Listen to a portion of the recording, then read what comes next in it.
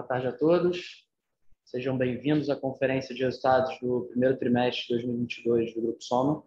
Essa apresentação e release de resultados já estão disponíveis na central de resultados do site aí da companhia. E aproveito também para informar que esse evento está sendo gravado e também ficará posteriormente disponível no nosso site. Feitos os devidos avisos, gostaria de passar o slide de abertura para falarmos da agenda do dia, que se concentrará basicamente em 4 capítulos.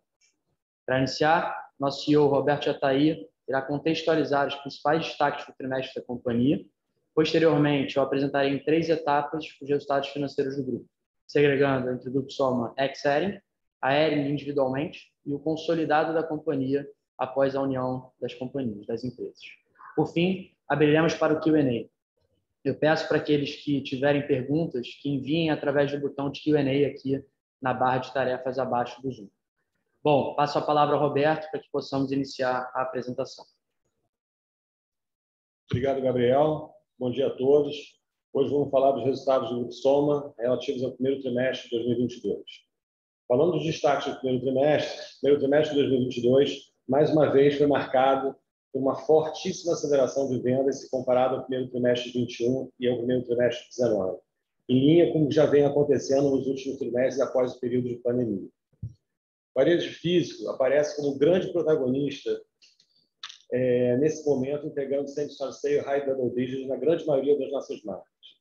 Esse trimestre também foi marcado pela maior aquisição de clientes da história da companhia, com destaque para a Imari Farm. Isso claramente nos dá aí um direcional de que esse crescimento vem muito ancorado em ganho de market share.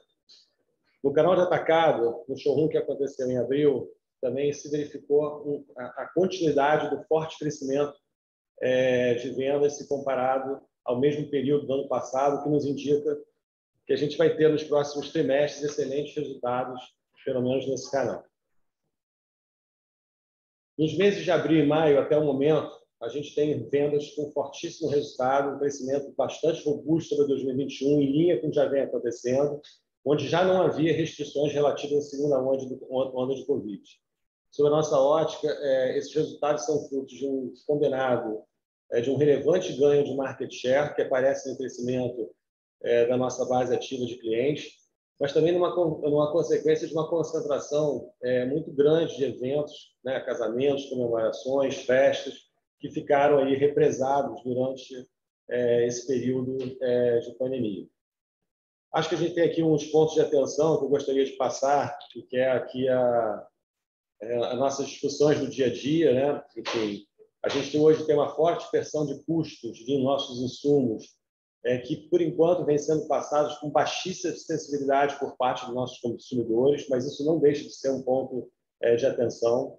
Esse crescimento recorrente, trimestre a trimestre, em altas taxas, tem pressionado de forma substancial a cadeia de fornecimento, inclusive na cadeia de fornecimento do Grupo Soma. Porém, como já falado anteriormente, a gente tem repassado sem nenhum tipo de sensibilidade por parte do consumidor, mas uma preocupação muito grande que esse sourcing venha efetivamente a restringir o crescimento das nossas marcas. Hoje a gente tem uma área muito grande trabalhando nesse sentido, exatamente para que a gente não tenha uma restrição de crescimento das nossas marcas em função de sourcing. A gente tem uma preocupação pontual também nesse momento com o lockdown da China. A gente sabe que a gente compra muito, a gente tem nossos pulmões de estoque, que a gente sempre tem em função de segurança, mas a gente sabe que existem alguns insumos que são comprados no Brasil, mas que são importados por terceiros e que podem ter algum impacto nos lançamentos das coleções. Por enquanto, não temos nada em relação a isso no radar, mas fica realmente a preocupação também. Por último, toda essa preocupação de aumento de taxa de juros, Ou seja, a gente, por mais que a gente não tenha nenhum indicativo, Assim, a gente fica buscando tentar adivinhar aí como é que vão ser os próximos trimestres, o próximo mês. A gente tem alguns indicadores que são, por exemplo, os showrooms, algum que aconteceu em abril, que foi espetacular, agora vai acontecer em junho, buscando entender como esse mercado, se esse mercado vai ter uma desaceleração e como ele se desacelera. Eu acho que é muito importante a gente ser diligente nesse sentido, para que a gente não tenha otimismo demais e tenha um revés de uma desaceleração muito profunda que pode aumentar os nossos níveis de estoque e, obviamente, prejudicar a margem dos trimestres subsequentes. Próximo slide.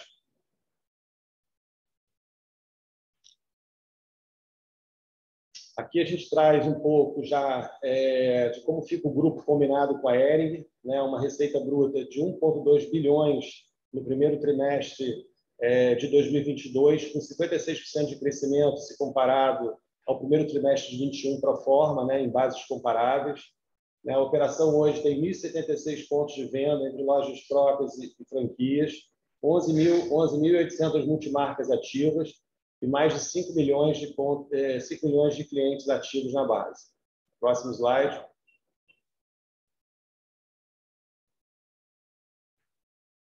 Passando um pouco para o resultado da Hering. A Hering entregou 554 milhões, foi a maior receita do primeiro trimestre da história da Hering, 504 milhões, com crescimento de 51% versus o primeiro trimestre de 2021. E, principalmente, né, a gente vai falar um pouco sobre isso durante o call, o same-store sale é o grande indicador de curto prazo do Grupo Soma em relação à Hering. Né, a gente cresce 59% versus o primeiro trimestre de 2021 e mais 31% sobre o primeiro trimestre de 2019. Próximo slide. Aqui a gente fala um pouco do cronograma de integração. Né? O programa de integração está super em linha com o planejado. Né? Todas as iniciativas que visam estabilizar o fornecimento, e por isso a gente fala muito em sell-out, né? Estabilizar o fornecimento para os nossos franqueados e para as nossas multimarcas ocorrem nos prazos previstos. Tem um ramp-up, obviamente, em relação a isso, né? Mas o nosso foco principal nesse momento é abastecer de forma adequada, distribuir de forma adequada, não gerar rupturas e pensar efetivamente do cliente para trás na cadeia, ou seja, começa no cliente, depois nas lojas físicas, e depois a gente vai andando para a cadeia, para trás da cadeia. Né? Então, a gente hoje, o grande indicador nosso a ser acompanhado é o sell-out, e a gente vem aí com um número bastante expressivo. A gente também pode observar, um atraso nas aberturas das mega stores, né, em função desse momento muito forte do varejo físico. Existe alguma dificuldade na negociação e na disponibilidade da negociação com os shopping centers, na disponibilidade de semi-âncoras em shoppings maturos e de alto tráfego, mas, por enquanto, a gente não tem o nosso plano de negócio comprometido. Né? Mas, enfim, a gente percebe aí uma negociação um pouquinho mais dura do que a gente esperava até setembro. A gente está trabalhando também muito forte no reforço das áreas criativas, né? Como a gente sempre falou, né? O grande play da Hering é um reposicionamento, é uma revitalização de marca, que, sob nossa ótica, vai ser fundamental para suportar o crescimento da Hering nos próximos trimestres e nos próximos anos. Os estoques de CDs, dos e-commerce, das lojas próprias, né? Todo o plano de integração já se encontram viabilizados, né? Ou seja, somente as lojas próprias nesse primeiro momento. Né? A gente hoje já viabiliza, entre os estoques de CD, e-commerce e lojas próprias, a unicanalidade. E o nosso próximo passo é trazer franqueados mais maduros e depois a gente vai fazer o rollout para os demais franqueados.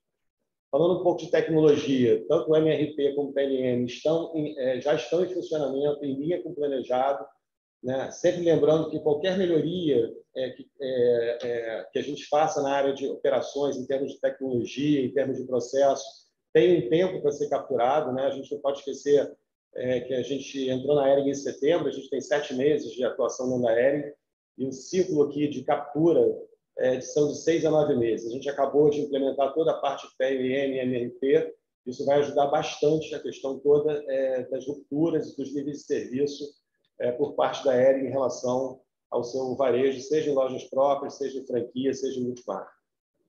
A plataforma de e-commerce também já foi tombada, porém nem todos os serviços que rodam no Grupo Soma já rodam na Hering. O prazo estimado e planejado para estarmos no mesmo nível do Soma em Hering até o final de julho, ou seja, tudo correndo efetivamente como planejado.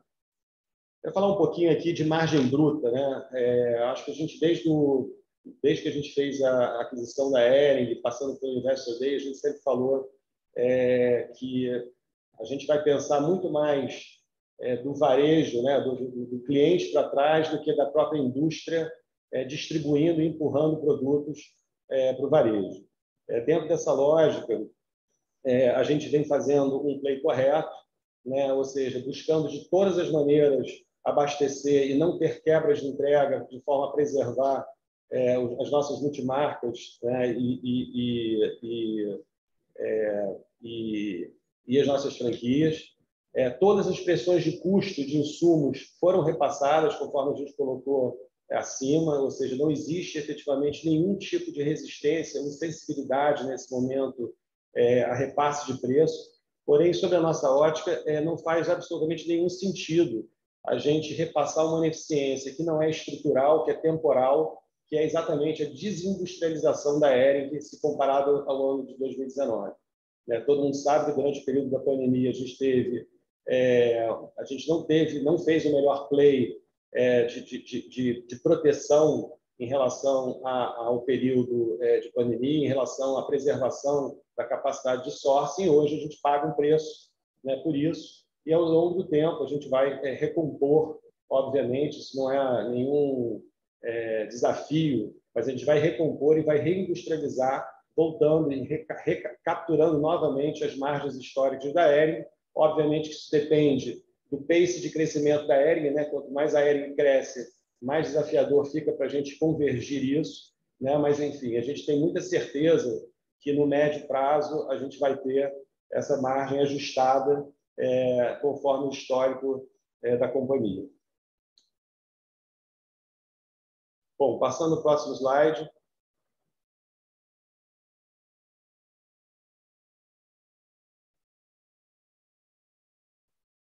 Bom, falando um pouco da Farm Global, a receita bruta da Farm Global atingiu 80 milhões no primeiro trimestre de 2022, um crescimento novamente de triplo dígito, de 105% versus o primeiro trimestre de 2021, e um same-store sale de 66%. A operação entra na Europa nesse momento, numa loja de Le Bon Marché com 250 metros quadrados. A gente sabe que o e-commerce já funciona na Farm na Europa há um tempo. Pela primeira vez a gente se apresenta fisicamente no mercado europeu, com um sucesso enorme, 250 metros de Le Bon Marché, foi, enfim, um grande acerto. A gente entra com chave de ouro no mercado europeu. Quando a gente fala do mercado americano, a gente começa a entender que é necessário o início de uma abertura um pouquinho mais agressiva de loja física, né, viabilizando a omnicanalidade no mercado americano. Né, a gente vai fazer algumas aberturas estratégicas em locais estratégicos, né, visando efetivamente a omnicanalidade, se colocando efetivamente como uma marca, não como um fornecedor no mercado americano. Hoje, o digital da marca já representa mais de 55% da venda, as lojas em torno de 5%, 6%, e o wholesale compõe os 100%. Né, a gente falta, né, sob a nossa ótica, um investimento mais profundo em varejo físico.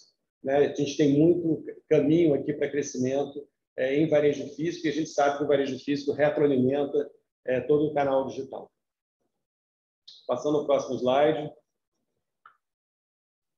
Falando um pouco de Farm Brasil, né? A Farm Brasil vem crescendo desde 2017 em taxas muito altas. Né? Esse trimestre de 2022, ela entregou 242 milhões de crescimento. Mais uma vez, ela cresce em taxas altas sobre o mesmo período do ano passado, 38%, né? E entrega aí um same-store sale bastante robusto, com same-store sale de 18%.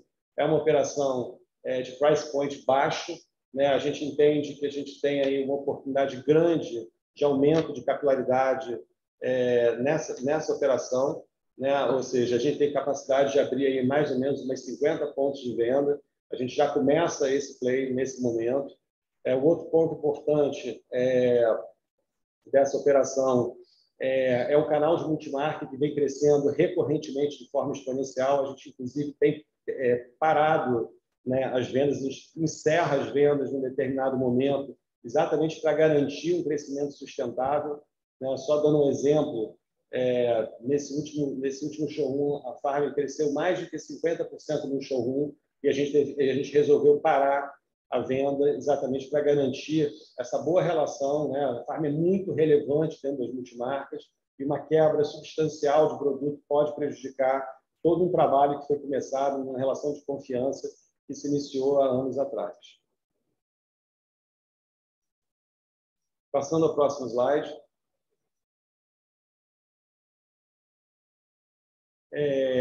Bom, aqui a gente fala um pouco da NV. Por favor. Falando um pouco da NV, a operação entregou 79 milhões de receita bruta, com crescimento de 66%. A NV é uma operação que vai se distribuir no mercado nacional de uma forma inteligente e cirúrgica. É uma operação que vai chegar aí a 20, 25 pontos de venda nas principais capitais, só em flagships, uma venda por metro quadrado muito alta. Hoje, até o momento, nesse ano, a gente já abriu 3 pontos de venda, totalizando 13 pontos de venda no total. Esses 13 pontos de venda têm uma diferença de venda por metro quadrado do restante da operação do Grupo Soma absurda, é um outro modelo, efetivamente, de negócio. E, nesse momento, a gente não pensa em entrar no mercado de atacado. A gente quer ir fazendo um crescimento inteligente, sempre gerando uma percepção de escassez. E o atacado, que é quase um outro segundo grande negócio da NV, a gente vai deixar para o próximo ano. Próximo slide, por favor.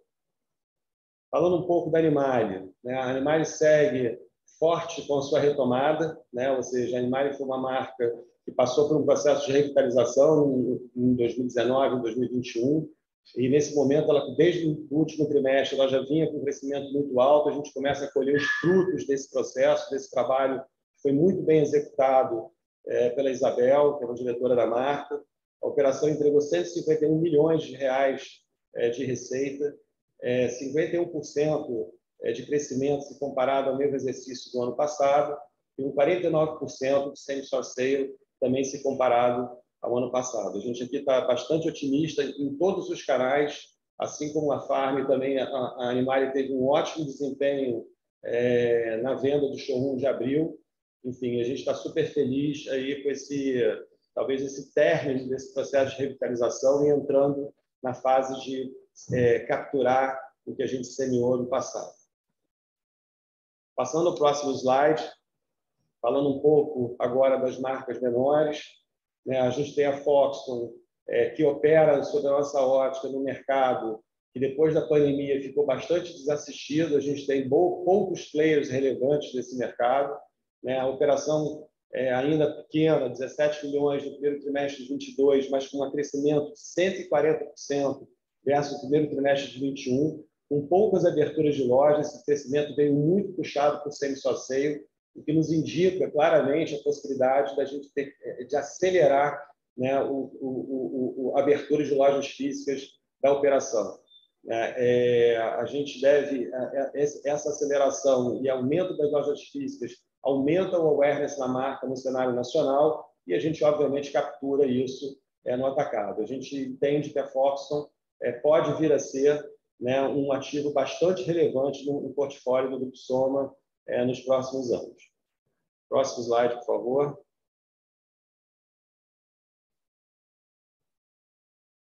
Falando um pouco da Fábula, é mais uma operação nossa que opera no mercado também bastante desassistido, mercado difícil infantil.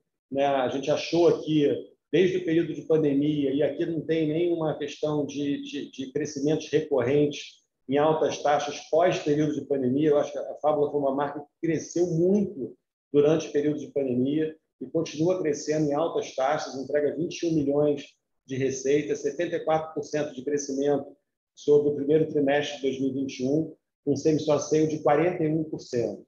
A gente trazendo, o nosso objetivo é trazer um pouco do básico da Hering, melhorando o mix de produto da Fábula, também no mercado desassistido, e a gente também entende que essa marca pode vir a ser um ativo relevante dentro do grupo. Passando ao próximo slide. Marefiló, como já falado, teve lá todo um problema de integração durante o período da pandemia. Passou 2021 tentando se acertar em relação ao calendário de construção de coleção. Volta aí a trajetória de crescimento, com 45 milhões de receita, 22% de crescimento sobre o primeiro trimestre de 2021 e um same-store sale de 15%. Próximo slide, por favor. Por último, a Cris Barros, né, entrega 23 milhões de receita, 8% de crescimento versus o primeiro trimestre de 2021 e um same-store sale de 12%. A Cris Barros tem sido bastante prejudicada nos lançamentos das suas coleções, né, uma operação que trabalha com muitos insumos importados, né, enfim, houve uma série de atrasos desde o segundo semestre do ano passado, né, e a gente está ajustando esse processo. Provavelmente, ela já, a partir do segundo semestre, ela já retoma o crescimento dela em altas taxas.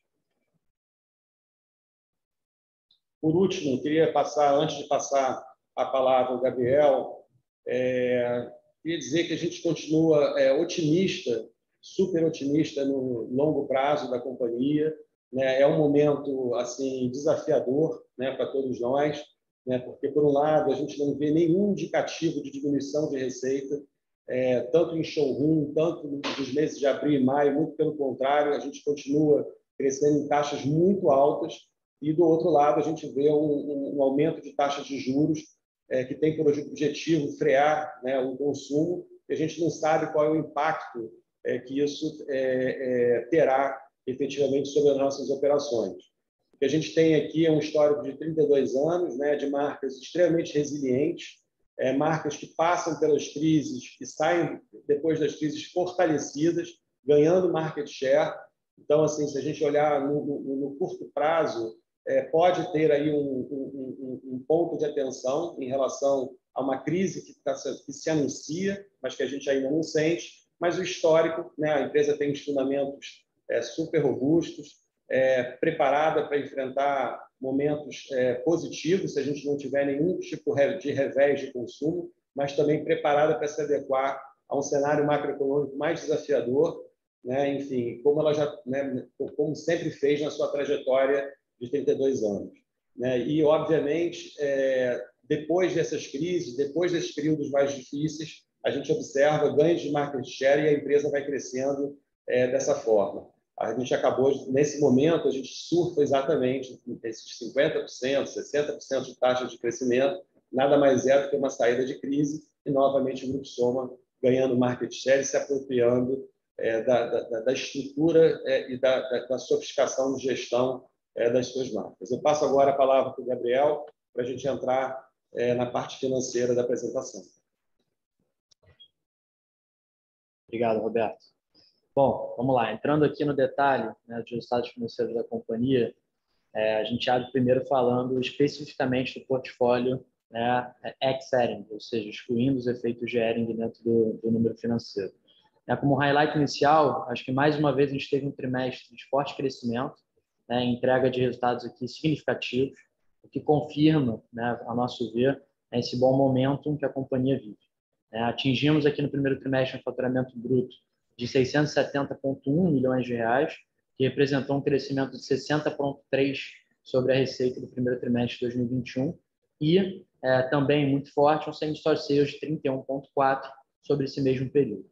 Esse same-store sales ele foi muito puxado pelo forte crescimento do varejo físico, como o Roberto já comentou, e que já entrega, inclusive, números superiores ao período aí pré-pandemia. Cabe ressaltar que todas as marcas do nosso portfólio, sem exceção, cresceram contra 2021, o que demonstra a força desse nosso portfólio, e consecutivo ganho de market share, algo que a gente já vem comentando nesses últimos trimestres, de uma maneira muito consistente. Passando aqui ao slide seguinte, a gente fechou o trimestre novamente com um importante crescimento do lucro bruto. O lucro bruto atingiu 390,7 milhões de reais, crescendo 71% contra o primeiro TRI de 21. E a margem bruta ela atingiu 67,3% no primeiro trimestre, representando aqui um aumento de 2,7 pontos percentuais versus o mesmo período do ano passado. Cabe ressaltar que esse ganho de share ele ocorre mesmo em um cenário em que a gente vê um crescimento, um aumento do share do canal de atacado, que tem uma margem bruta mais baixa, sobre o total da receita do grupo. Ou seja, o atacado ele sai de 26,7 no primeiro TRI de 2021 e ele atinge, nesse primeiro TRI 22, 29% da receita total. Ou seja, ele ganha share, o que tenderia a puxar nossa margem bruta para baixo, mas mesmo assim, mesmo com esse ganho de share do atacado, o que a gente vê não é isso, a gente vê um ganho de share substancial, um ganho de margem bruta substancial aqui de 2 pontos percentuais contra 2021. Eu acho que esses resultados eles provam nossa capacidade de geração de valor, por meio da entrega aqui de boas coleções assertivas em todas as marcas, impulsionando naturalmente a recorrência, o que contribuiu no final do dia para um aumento do giro a preço cheio da companhia. Passando ao slide seguinte, e entrando aqui de fato no bloco da Hering, a Hering, ela, como o Roberto comentou, ela realizou o melhor primeiro trimestre da sua história no que tange receita bruta. A gente entregou no primeiro TRI 503,7 milhões de reais, que representa um crescimento contra o primeiro TRI de 2021 de 51%. O resultado ele foi impulsionado por um maior nível de serviço, algo que a gente já vem comentando há muito tempo, e um foco nessa capacidade de entrega dos produtos vendidos em showroom, reduzindo a ruptura na ponta. Isso naturalmente contribui para que a gente tenha um bom desempenho em todos os nossos canais. O crescimento, ele se comparado a 2019, ele também foi robusto, entregando 15% de variação versus o primeiro TRI 19, um período aí, obviamente, sem nenhum efeito de pandemia. Indo aí ao próximo slide, trazendo um destaque importante, eu acho que aqui o foco é o sellout e o same-store sales, que são, sem dúvida, os principais indicadores que a gente vai acompanhar nos próximos trimestres, porque eles, de certa forma, eles passam para a gente o pulso sobre o giro de coleção na ponta, e, de alguma maneira, vão determinar para a gente a nossa capacidade de crescimento na marca no médio prazo. Esse bom giro ali na ponta, ele vai permitir que a Hering como um todo, o sistema Hering como um todo, ele entre novamente num ciclo virtuoso, com abastecimento de estoques saudáveis, melhores níveis de entrega e uma maior rentabilidade para a rede.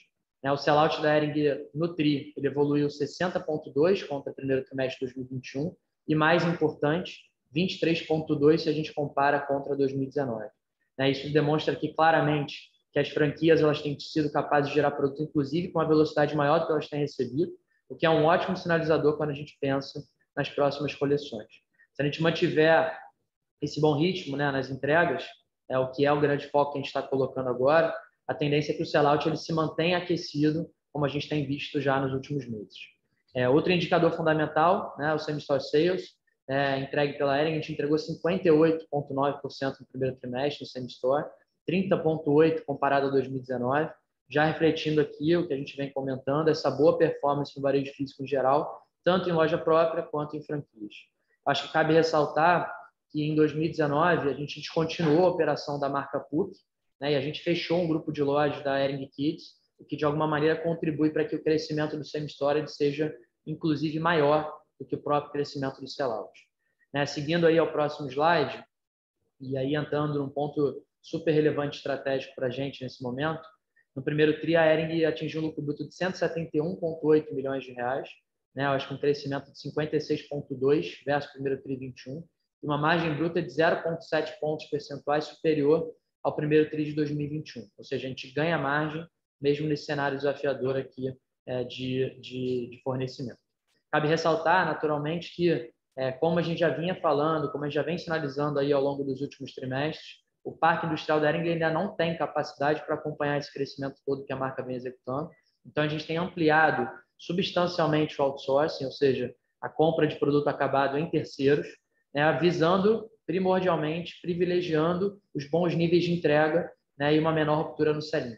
Esse efeito, para nós, ele é game changer quando a gente pensa na Hering do futuro, nessa relação que a gente quer começar a estabelecer com a rede de franqueados e multimarcas daqui para frente. Acho que ter esses canais plenamente abastecidos, com uma entrega em prazos combinados, com estoques saudáveis, é primordial para que o sistema Hering como um todo ele recupere a sua rentabilidade e ele volte a crescer de uma maneira mais sustentável.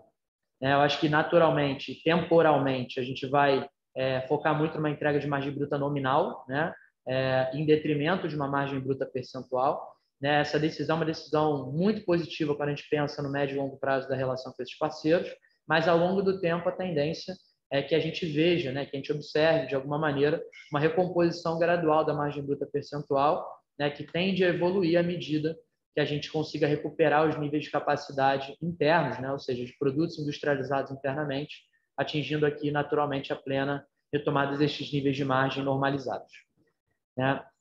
Acho que é importante também destacar, acho que o Roberto também fez um ponto em relação a isso, que a gente vem executando essa estratégia de margem muito em linha com o nosso planejamento. Não tem nada fora de controle aqui. A gente está, inclusive, operando acima do orçamento previsto originalmente pela Aero. Tá?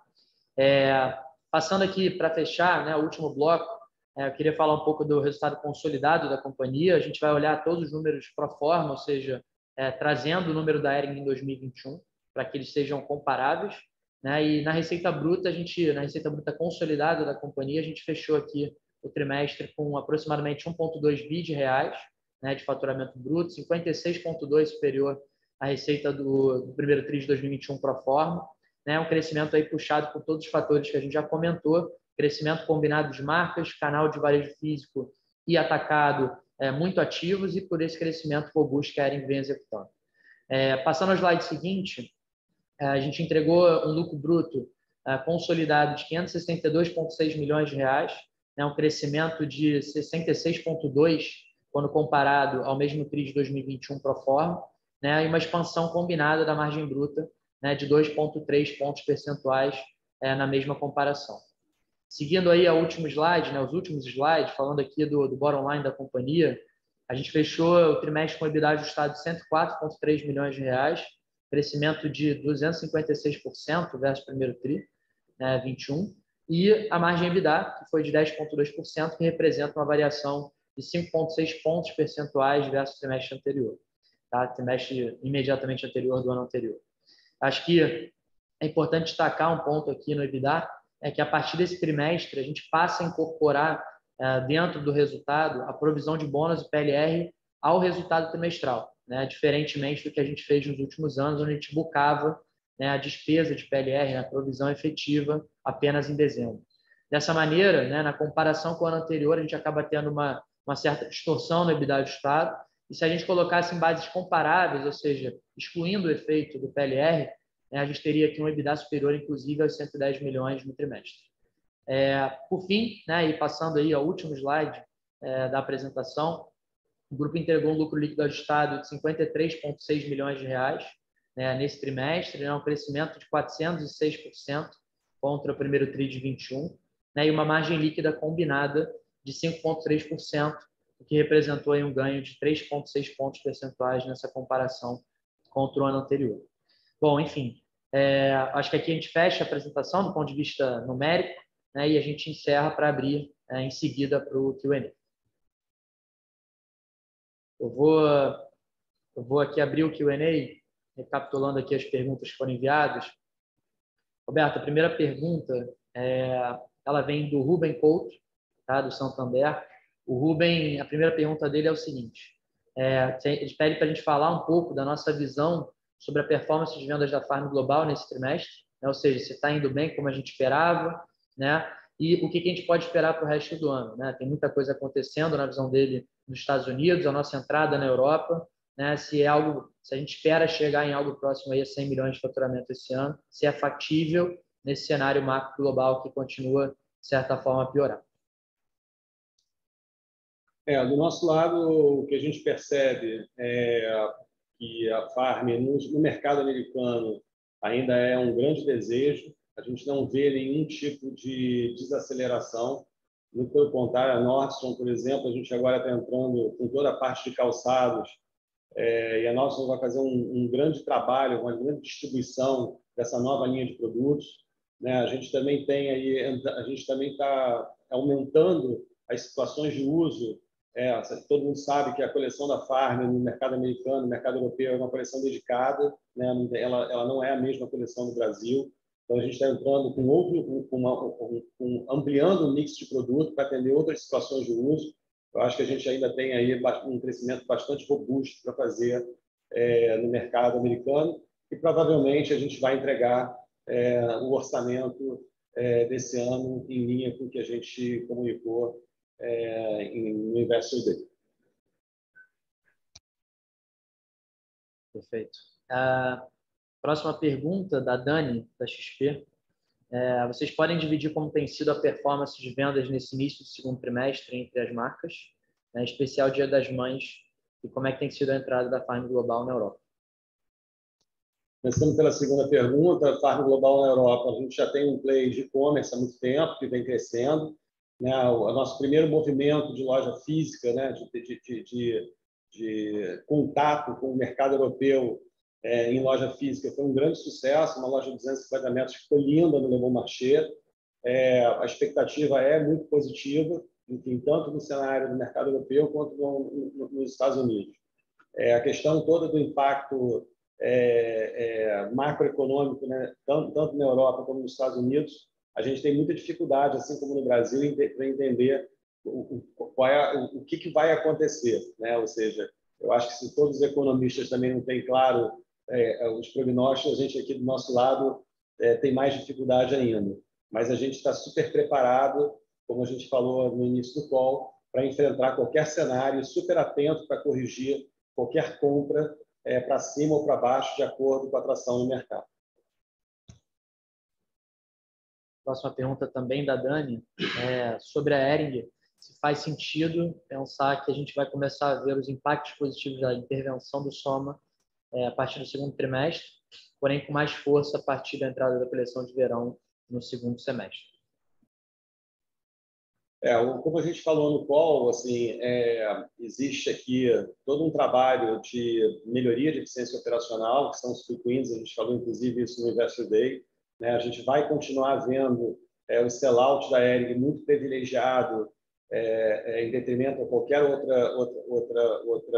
outro indicador. Esse é o grande indicador desse ano, né? A gente provavelmente vai ter no segundo semestre, obviamente depende de cenários macroeconômicos, mas se tudo continuar como previsto, né? A Hering também fez o showroom dela agora e já atingiu o orçamento, né? Enfim, então a gente acredita que no segundo semestre a gente continue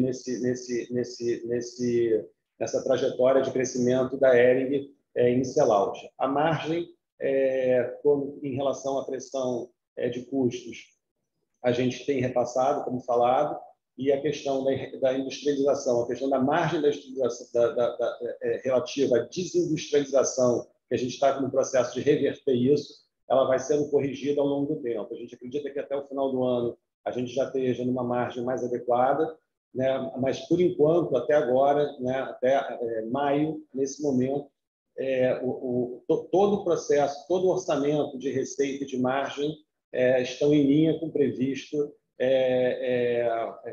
conforme a gente orçou no início do ano. Perfeito. Próxima pergunta do Joseph, da JP Morgan, o Joe do JP Morgan. Como é que a gente está vendo a tendência em maio para as vendas, né? Ao passo que a gente enxerga o varejo acelerando? Maio, assim, o março é melhor do que o março de 21, o abril ainda é melhor do que o abril de 2021 e assim sucessivamente. A gente não vê, mais uma vez, a gente teve um Dia das Mães bastante forte, né? Um abril foi um mês forte, Dia das Mães bastante forte, e a gente não tem efetivamente nenhum indicativo de desaceleração do mercado até o momento. Perfeito. Próxima pergunta, vou pegar também a do Joe aqui, a segunda dele.